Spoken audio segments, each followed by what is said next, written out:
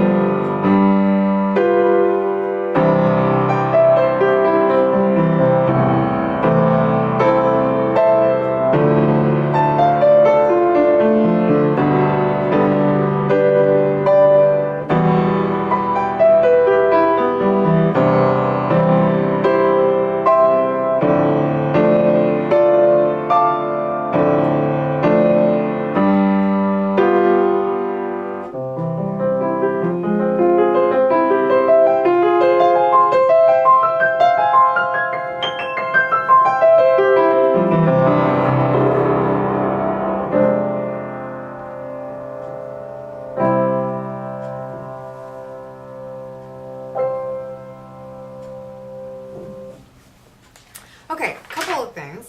I know depending on your class, you might only be responsible for playing part of this piece and not the very end, but just to go over a couple of sections as you're practicing this.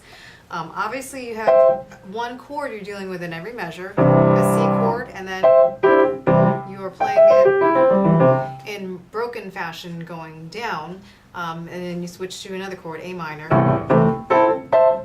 And then you do the same thing. It's basically a sequence. You keep moving up and doing the same pattern up and down throughout. So get comfortable with the chords. Obviously, you can practice blocking and shifting around first as you put this piece together.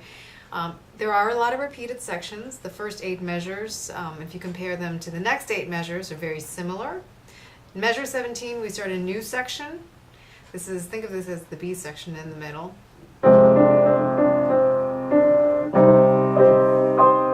Same idea. You have a lot of the same chords, but placed an octave higher, placed an octave lower, and then obviously an echo, the same figure. You're supposed to get a little bit faster at measure 23 when you're playing these chords.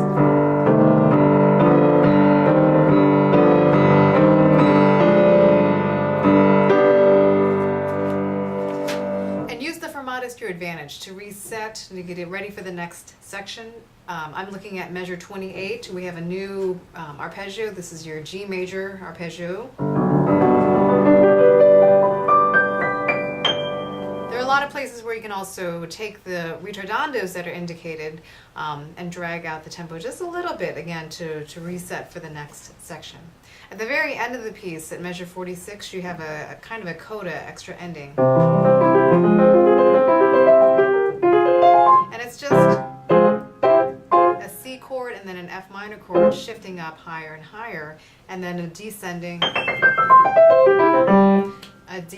C major chord to the end of the piece. So as you're practicing this, just obviously work in groups, work in sections, practice shifting your hands simultaneously so you reach those chords easily without fumbling, without missing what octave you're in. I'm going to play through the entire piece one more time.